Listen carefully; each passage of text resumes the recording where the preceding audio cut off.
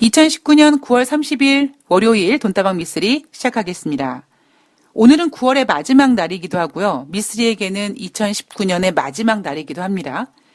이제 저는 올해를 이제 마감하고 내년을 준비해야 되는 기간으로 이제 들어가게 되는데요. 제가 한 해를 좀 남들보다 빨리 마감을 하다 보니까 가을이라는 어떠한 그 계절적인 변화를 참 민감하게 반응을 하는 것 같습니다.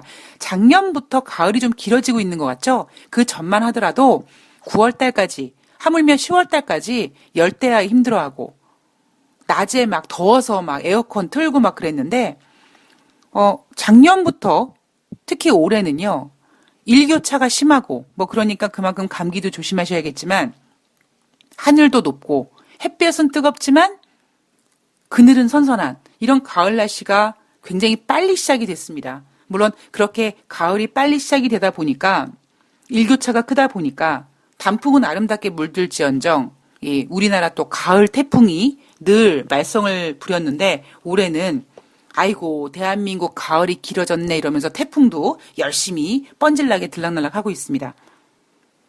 개천절날 태풍이 또 하나 온다고 하죠. 막바지 이제 수확을 준비하시는 분들, 거기다가 돼지 열병까지 우리 농가에 계신 분들 정말 피해부터 시작해서 마음고생이 너무나 크실 거라고 생각을 하고 있습니다. 주식이라는 녀석이요. 참, 재밌어요. 올라갈 때는 참 힘들게 올라갑니다. 올라갈 수 있을까? 외국인들이 파는데 올라갈 수 있을까? 미국 증시가 하락했는데 올라갈 수 있을까? 증시가 이렇게 불안한데 올라갈 수 있을까? 그러면서도 꺼이꺼이 올라갑니다. 그런데 내려올 때는요, 정말 빠르게, 정말 심플하게, 완전히 엔진 달고 추락하는 애들처럼 하락하죠. 미쓰리가 9월달 전강 후약을 예상했는데, 제가 전강 후약을 예상했지만, 이렇게 꺼이꺼이 2100까지 갈지는 솔직히 몰랐고요. 그리고는 며칠 만에 지금 벌써 60포인트 이상이, 그냥 후다닥 그냥 하락해버렸습니다. 그리고 저는, 물론 주식이라는 녀석은 중력의 법칙이 작용이 돼서 올라갈 땐 힘들게 올라가고 빠질 때는 쉽게 빠지지만 특히 이번 같은 경우에는 너무나 어거지로, 사상 누각처럼 그냥 제가 방송에서 작전도 저렇게 올리진 않는다고 얘기했던 것처럼 진짜 왜 저렇게까지 올렸을까라고 의심이 들 정도로 꺼이꺼이 올려놨습니다. 글쎄요. 10월달 증시를 어떻게 보십니까? 라고 저에게 물어보신다면 사실 참 혼란스럽습니다. 왜냐하면 물론 저는 올 하반기 증시를 좋게 보진 않습니다. 그런데 작년에도 제가 이렇게 얘기는 해드렸어요. 저 연말에 별로 안 좋게 보는데요. 근데 그 이유가 완전히 다르죠. 그러니까 작년 같은 경우에 제가 2019년도 미국의 금리 인하를 걱정하면서 금리 인하 할 거라는 거를 예상하면서 걱정했던 부분이 뭐냐면 아니 2019년도에 금리를 인하할 건데 미국 저 녀석들은 어쩌면 이렇게 싸가지 없게 금리를 인상할까. 신흥국 같은 애들한테 대한 전혀 배려가 없이 그냥 자기 잘난 맛에 그냥 금리를 올리고 있다. 아이고, 저것들 내년에 금리 인하할 텐데. 제가 이 부분 때문에 작년 요맘때 연말 증시를 걱정했었거든요. 그리고 그 중간중간에 제가 이제 FOMC에서 금리 인상을 하면서 그리고 11월 달에 금리 동결을 하면서 그런 과정들을 보면서 어찌 보면 미쓰리가 생각하고 있었던 내용에 살을 좀 붙였었죠. 그런데 올해는 작년과 상황이 완전히 다릅니다. 그러니까 작년에는 금리를 인상했기 때문에 걱정했던 거고 올해 미쓰리는 금리를 인하하고 있기 때문에 걱정하는 거죠. 왜 걱정을 하냐면 올해 금리를 인하할 거라고 생각했지만 이렇게까지 자주? 이렇게까지 많이? 굳이? 이런 생각이 들었고요. 그리고 두 번째는 이제 금리 인하가 더 이상 증시에 호재가 되기 어려울 것 같다라는 그런 걱정 때문에. 그리고 아니 왜 3월 29일 날 브렉시트 하지. 왜 그때 안 하고 왜 굳이 이렇게 10월 달까지 10월 말일까지 굳이 끌고 가느냐. 또 하나 아니, 왜 굳이 경제적으로도 안 좋아 죽겠는데 정치적으로도 막 뒤죽박죽된 아르헨티나 대통령 선거가 왜 10월 27일 날 있느냐. 예. 이러한 부분 때문에 마치 10월 달에 이렇게 귀결되는 듯한 생각을 지울 수가 없죠.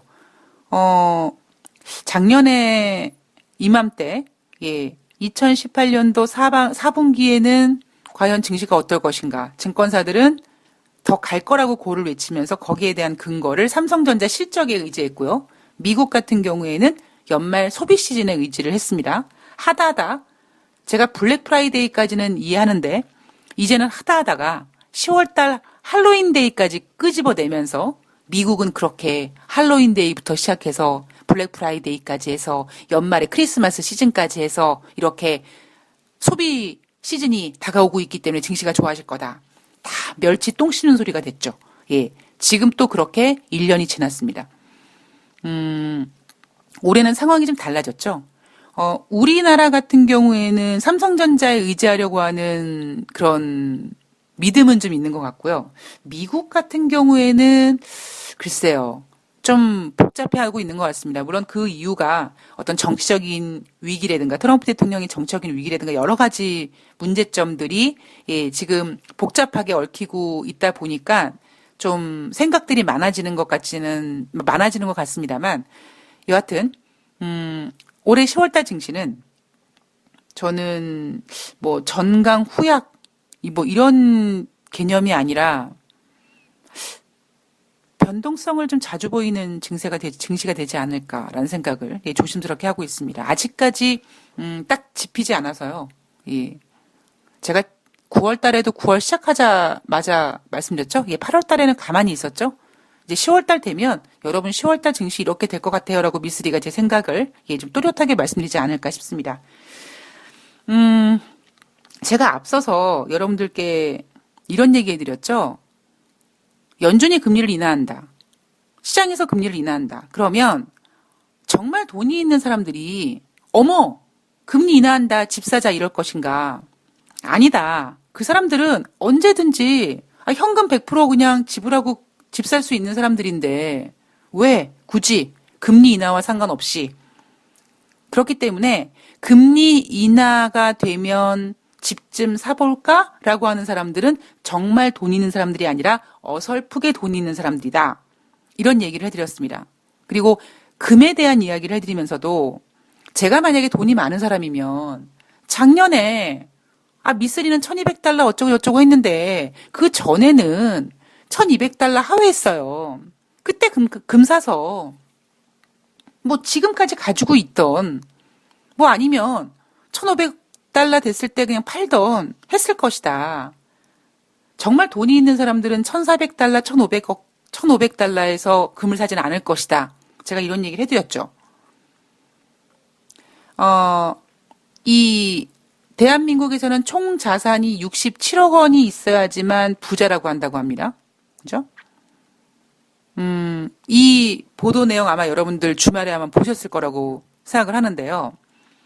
이 사람들의 어떠한 이 기사 내용을 보면 저는 사실 이런 기사 내용도 의미가 없어요. 왜냐하면 여기 기사 내용 중에 어떤 내용이 있냐면 총 자산 67억 원, 연봉 2억 2천만 원, 월 생활비 1,000만 원, 서울, 강남, 서초, 용산구 등 거주자.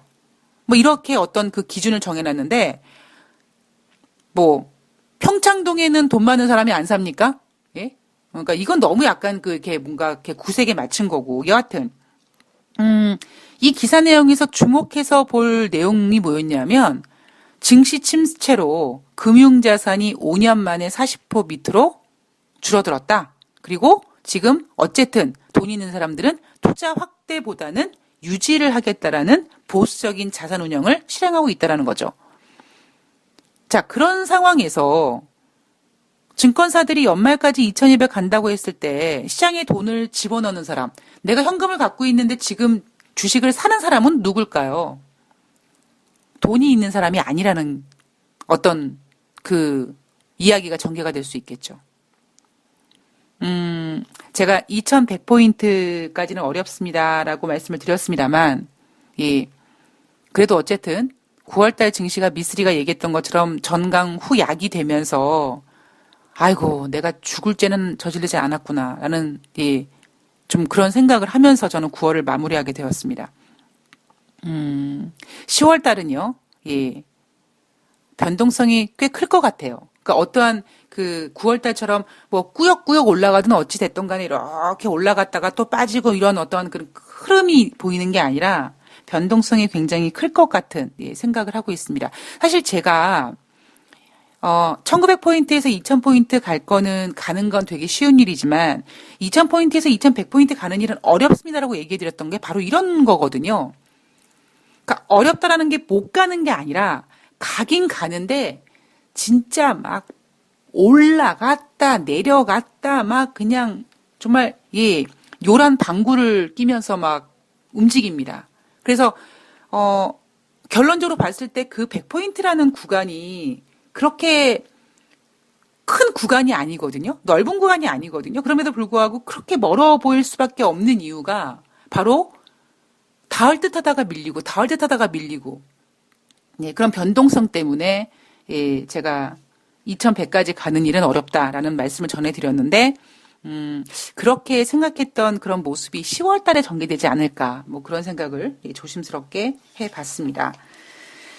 자, 오늘 돈다방 미쓰리에서는요, 지난주 금요일 뉴욕 주식시장 마감 현황 간단하게 살펴볼 거고요. 그리고 오늘부터 시작되는 이제 9월의 마지막 날부터 시작돼서 10월 4일 날, 10월의 첫째 주까지 과연 우리는 무엇을 봐야 되는지 예, 하나씩 보도록 하겠습니다. 그 전에 그냥 잠깐 여담으로 쉬어가는 어떤 이야기를 전해드리면 미쓰리가 뭐 물론 전쟁의 빤스를 훔쳐입은 게 아니라 그냥 저의 개인적인 생각을 전해드림에 있어서 몇 가지 그래도 이렇게 들어맞는 이야기들이 있거든요. 그러니까 그게 뭐였냐면 올해 미국이 금리 인하할 것이다. 그리고 만약에 또 미쓰리의 어떠한 그 생각이 맞다면 저는 이런 생각을 하고 있는 거죠.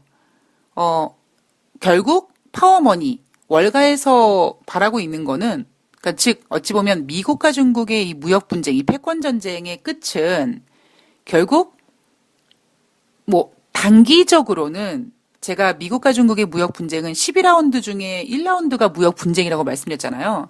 뭐 그 과정 속에서 뭐 환율 전쟁으로 번진다, 뭐 중국이 잘 버티고 있다, 그리고 협상을 하고 있다. 이거는 어찌 보면 1단계고 최종적인 어떤 결과물은 저는 중국의 금융 개방이거든요. 중국의 금융 개방은 결국 돈 있는 사람들, 세계적인 파워머니가 그들에게 어쩔 수 없이 금융 개방을 시켜버리는. 그러니까 이게 금융 개방이라는 게 좋게 해석하면 되게 좋은 얘기지만 되게 잔인한 얘기일 수도 있거든요. 왜냐하면 이 머니 게임에서는 결코 싸게 살려고 하지 않기 때문에 그렇다면 결국 그 얘기는 중국이 금융 개방을 할 때 비싼 상태에서 금융 개방을 하지 않게 만들 거라는 거죠. 그러니까 어찌 보면 미국과 중국의 무역 분쟁의 최종적인 그 완결판 끝판에는 파워머니가 중국의 금융시장을 엉망진창을 만들 것이다. 뭐 그게 중국 내에서 금융위기가 발생을 하던 아니면 외부적으로 차단을 하던 그러니까 저는 미국과 중국의 무역 분쟁은 무역 분쟁으로 끝나는 것이 아니라 결과적으로 중국의 금융 개방 이런 생각을 하고 있고요. 그리고 그 금융 개방을 어찌 보면 좀 쉽게 끌어내기 위해서 중국의 금융 위기 그리고 제가 또 생각하고 있는 게 뭐냐면 트럼프 대통령의 재선은 불가능할 것 같다. 거기에다가 민주당의 대선 후보자인 조 바이든도 아닌 것 같다. 예, 제가 생각하고 있는 게 여기까지죠. 1년 전에 제가 이렇게 생각했는데 1년만 딱 놓고 본다면 우리가 여러분 그 무속인들한테 찾아가서 부적을 쏘더라도요. 부적을 이렇게 쓰잖아요. 부적의 효과는 1년입니다. 그것처럼 앞으로 어떻게 전개될지는 모르겠습니다만 여하튼 작년 요맘때 제가 생각했던 1년의 어떠한 그 텀을 봤을 때는 예, 현재까지는 예, 최소한 올해 미국이 금리 인하 했다라는 점 그리고 트럼프 탄핵에 좀 고생하고 있다는 점. 여기에다가 조 바이든도 지금 그렇게 녹록지 않습니다. 자, 이 상황 속에서 과연 앞으로 1년을 또 어떻게 준비를 해야 될지, 저에게는 한 3개월이라는 시간 동안에, 뭐 실질적으로 3개월은 아니겠죠. 한 2개월 정도 시간 동안에 열심히 2020년도를 또, 좀 재미있게 표현하자면 기받아야죠. 무속인들이 인왕산 가서 기받는 것처럼 저도 열심히 한 2달 동안 좀 기를 받아서 또 1년 동안을 예측하고 준비하고 시나리오를 써 나가야 되지 않을까 뭐 그런 생각을 해봤습니다. 자, 9월 27일 금요일 뉴욕 증시는요. 다우지수는 0.2% 하락해서 26,946포인트, 나스닥은 0.15% 하락해서 8,018포인트, 그리고 S&P 500은 0.08% 상승해서 2,980포인트로 마감을 했습니다. 다우지수와 나스닥은 하락하고 S&P 500은 상승했으니 우리는 이런 증시를 혼조세라고 부릅니다. 이렇게 뉴욕 증시가 혼조세일 수밖에 없는, 그러니까 이 혼조세라는 단어는 고개를 갸우뚱 하는 거거든요.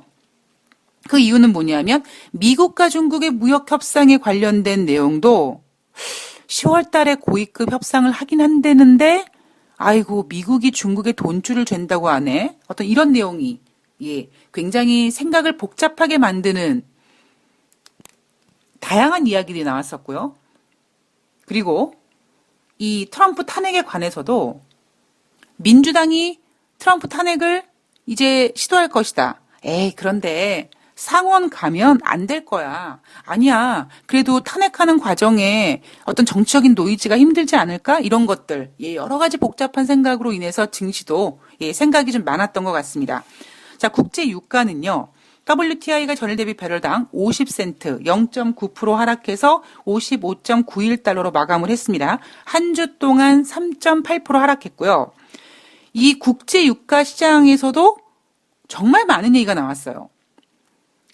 이란 루하니 대통령이 미국이 대화의 조건으로 제재를 전면 해제할 것이다 라는 발언을 했습니다.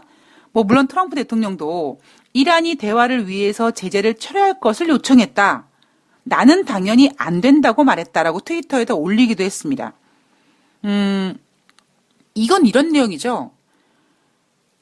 과연 닭이 먼저냐, 달걀이 먼저냐. 이 비유가 맞을지 모르겠습니다만, 이란과 미국의 관계에서는, 이란 입장에서는, 미국, 제재를 먼저 철회하지? 그러면 얘기해 줄게.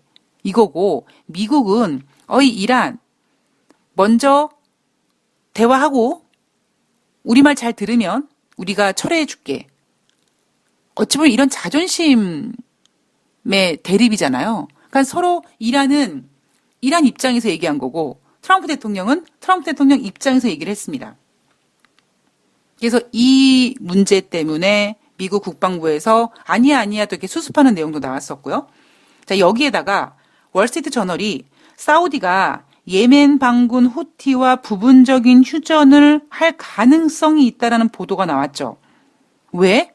자, 예멘 반군은 이란의 지지를 받는 조직인데 이 예멘 반군 내에서도 우리 이란과 좀 너무 그렇게 하지 말자. 이렇게 반이란 세력이 있다라는 거죠. 그래서 후티 반군이 이제 사우디와 뭔가 일시적인 휴전을 할 것이다. 이거는 사실 지난주에 나왔던 얘기입니다. 그죠? 그리고 사우디의 하루 생산량이 평균 980만 배럴로 회복했다.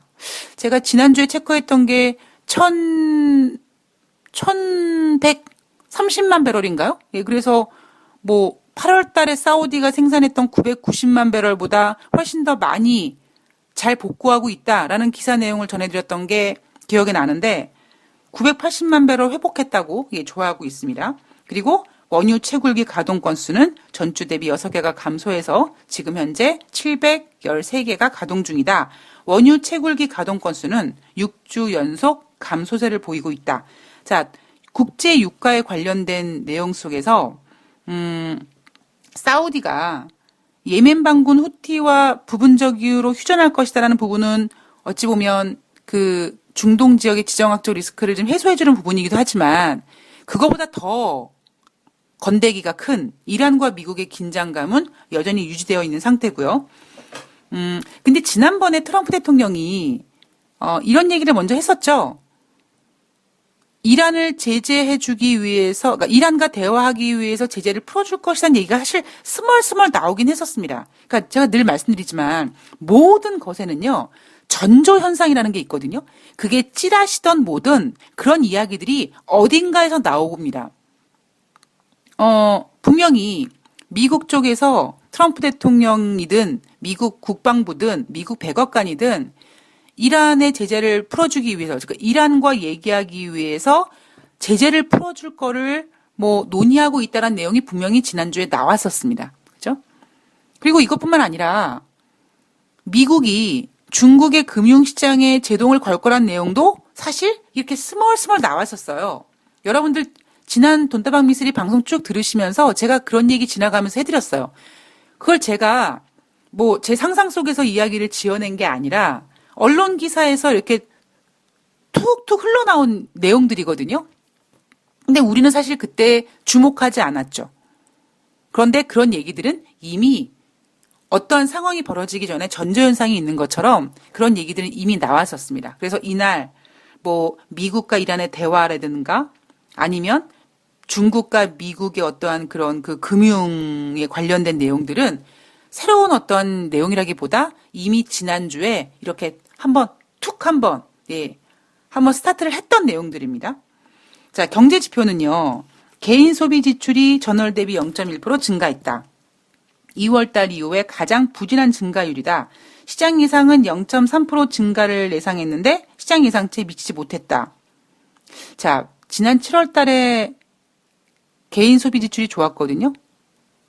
근데 막상 미국 국민들이 금리를 인하한다고 하니까 막 지갑을 열었는데 가만히 있어봐. 금리 인하가 그렇게 효과가 없네? 이러면서 다시 지갑 문을 닫았을까요? 예. 자, 8월달 내구재 수주 전월 대비 0.2% 증가했습니다.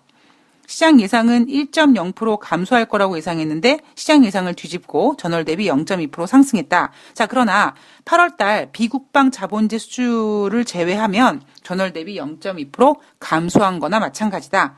그리고 8월달 펜딩 주택 판매 지수는 전월 대비 1.6% 증가했다. 시장 예상은 1% 예상을 생각했으나 예상보다 좋았다. 자, 결국 그 얘기는 뭐냐면 지금 미국이 7월 달부터 금리 인하를 하고 있고요. 이미 금리 인하는 6월 달부터 이게 나오고 있기 때문에 미국 국민들은 그래, 금리가 인하되니까 은행에서 대출 받아가지고 집을 사자. 그래서 지금 주택 지표가 올라가고 있는 거고요. 또 여기에 뭐 소매 판매라든가 뭐 이런 것들이 막 증가되고 있습니다. 그런데 이런 증가에 뭔가 기반이 되어줘야 되는 게 뭐냐면 그러한 금리 인하로 증시가 다시 호황이어야 되고 다시 경제가 막 좋아져야 되는데 그러기에는 조금 의구심이 든다라는 거죠. 그래서 다시 미국 국민들은 금리를 인하했는데 증시가 요러네. 뭐 이런 분위기, 예, 고개를 갸우뚱한 분위기가 진행이 되는 거겠죠. FOMC 10월 29일부터 10월 30일 날 열리게 됩니다. 지금 현재 10월 달에 미국이 또 금리 인하할 것이다. 가능성 44.9% 반영되고 있습니다. 자, 오랜만에 금값에 대한 이야기를 좀 해드리면 금값은 전일 대비 온스당 8.80달러, 0.6% 하락해서 1,506.40달러로 마감을 했습니다. 한 주 동안 0.6% 하락했고요. 금리 인하를 한다고 하는데, 그죠? 7월 달에 이어서 9월 달에 두 번이나 벌써 미국이 금리를 인하했는데, 금값은 미쓰리가 금값을 얘기하지 않겠습니다라고 했던 때보다 오히려 가격이 떨어져 있는 상태입니다. 그죠? 제가 국제 금값에 대해서 뭐 1,800을 가든 1,900을 가든 2,000을 가든 그건 난 모르겠으나 제가 금값에 대해서 전해드리고 싶었던 내용은 더 싼 가격에 살 수 있었던 타이밍을 왜 안 사고 지금 살려고 하느냐. 지금은 이미 어느 정도 가격이 올라와 있는 상태다. 그리고 만약에 여러분들께서 야, 미쓰리, 아니 어떤 문제가 터지면 안전자산은 금이 짱이잖아. 이랬을 때 여러분 지난주에 보셨던 것처럼 트럼프 대통령의 탄핵으로 정치적인 불확실성이 그러니까 정치적인 불확실성이 막 커지고 있으니까 뭐가 움직입니까? 금이 올라가는 게 아니라 달러가 움직였죠. 달러 인덱스가 99포인트까지 올라갔습니다. 그러니까 제가 생각했던 건 이거죠. 안전자산 선호 현상이라고 굳이 금이 올라가겠느냐? 아니면 다른 무언가, 금과 비스무리한 새로운 안전자산 수준의 무언가가 나와서 그쪽으로 돈이 몰리지 않겠는가? 저는 지금 그게 뭐 달러 인덱스라고 얘기하는 거 아닙니다. 달러 인덱스 올라가면 또 트럼프 대통령이 또 포쩍포쩍 뛸 거예요.